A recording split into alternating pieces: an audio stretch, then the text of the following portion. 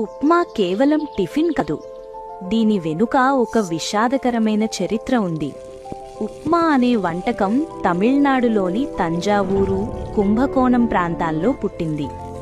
పాతకాలంలో భర్త చనిపోయిన మహిళలను సమాజం నుండి వేరుగా ఉంచే ఆచారం ఉండేది.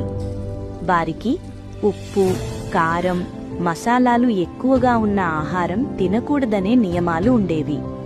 వారి ఇంద్రియాలు, హార్మోన్ల పనితీరును అదుపులో ఉంచాలనే ఉద్దేశంతో కేవలం వేడి నీటిలో రవ్వ, కొంచెం ఉప్పు వేసి ఉప్మా చేసేవారు.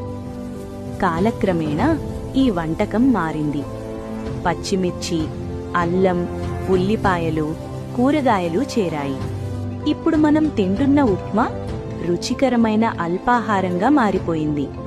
ఒక వంటకం వెనుక కూడా ఎంతటి చరిత్ర ఉంటుందో తెలుసుకో.